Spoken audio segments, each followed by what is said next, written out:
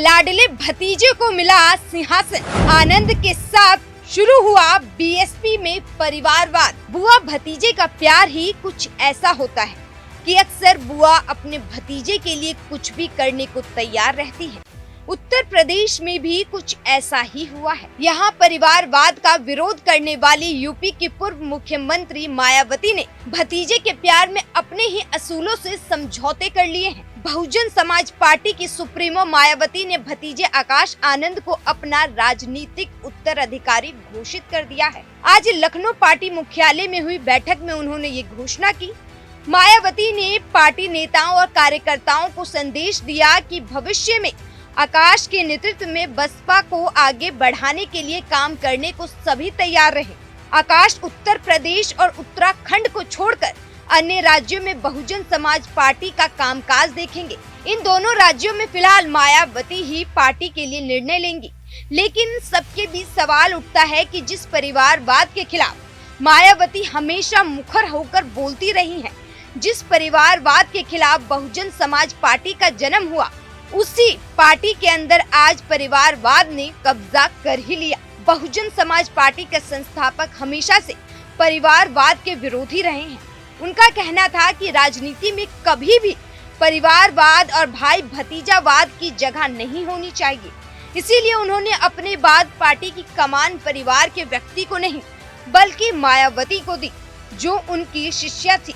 वहीं परिवारवाद को लेकर हमेशा मायावती भी कांग्रेस, समाजवादी पार्टी और बीजेपी पर भी निशाना साधती रही हैं, लेकिन अब खुद परिवारवाद की राह पर चल पड़ी हैं। 2024 के लोकसभा चुनाव को देखते हुए मायावती के इस फैसले को काफी अहम भी माना जा रहा है। वहीं जिस तरीके से आजाद समाज पार्टी के अध्यक्ष चंद्रशेखर की यूथ में लोकप्रियता दिन ब दिन बढ़ती जा रही है। चंद्रशेखर की जमानत उन्हीं वोटरों की है जो मौलिक तौर पर बसपाई हैं।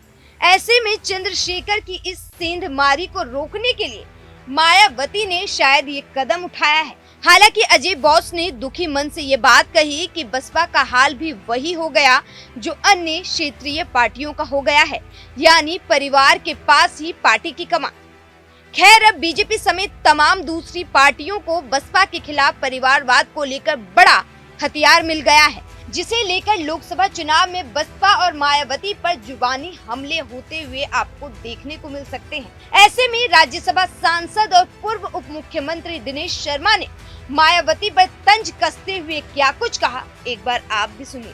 नहीं, देखिए, कोई अपनी पार्टी में किसी को पदाधिकारी बनाता है तो उसमें किसी को आपत्ति की कोई आवश्यकता नहीं दिखाई पड़ती मुझे। लेकिन एक बात जरूर है, पार्टी में किसको बनाना है इसमें कोई ना आपत्ति है ना कोई टिप्पणी है। ये उनका अधिकार है अपनी पार्टी में किसको रखते हैं, किसको हटाते हैं, किसको बाहर करते हैं। लेकिन एक मनोवृत्ति पे जो पॉलिटिकल पार्टी के खासतौर से विपक्ष की जो मनोवृत्ति है उस पर मेरी आपत्ति भी है और उसमें मुझे कहना भी है कि जो कांग्रेस ने परंपरा डाली थी कि मोतीलाल जी के बाद में जवाहरलाल जी, फिर इंदिरा जी, फिर राजीव जी, फिर पता चला कि उनके परिवार की सोनिया जी और कोई, वो लालू यादव से तेजस्वी यादव, मुलायम सिंह यादव जी से शिवपाल जी के बाद अखिलेश जी, और उसी तरीके से अगर आप देखो तो उनके परिवार में जो है करुणानिधि, उनके परिवार के बच्चों को आगे आना, और ये आज बीएसपी में भी उसी परंपरा का अनुसरण हुआ है। ये जो परिवारवादी व्यवस्था विपक्षी दलों में है, मैं समझता हूँ ये देश के लिए घातक है, क्योंकि जनता चुन के भेजती है, जनता का प्रतिनिधि उनको मिलता नहीं है। ये अब राजशाही या राजतंत्रीय व्यवस्था नहीं है। भाजपा में आप कह सकते हो कि परिवारवादी नहीं, राष्ट्रवादी बात है कि जो भी कार्यकर्ता होगा कोई भी बन सकता है, अचानक बन सकता है। ये जो बात है ये दूसरे दलों में नहीं है और ये इसी कारण से भारतीय जनता पार्टी जीतती आई है। तो यानी कि आप ये कहना चाह रहे हैं जिस तरीके से कांग्रेस परिवारवादी पार्टी के नाम से जानी जाती है, आपकी पार्टी की तरफ से साफ कहा जाता है कि जो कांग्रेस है वो परिवारवाद की राजनीति करती है, अब बीएसपी भी उसी तर्ज पर आगे बढ़ रही है? नहीं, ये आप कह रही हो, शायद आप सही भी कह रही हैं। अगर कोई अपने परिवार को चुनता है कार्यकर्ताओं की जगह पर, तो लोग उससे जरूर पूछेंगे कि भाई आपके परिवार के अलावा आपको कोई नहीं दिखाई पड़ता क्या? ये प्रश्न जनरल एक सामान्य प्रक्रिया में लोग प्रश्न करते हैं इस चीज को। और आज यही एक विडंबना भी है कि राजनीतिक दल अपने तक और अपने परिवार तक सीमित रहते हैं।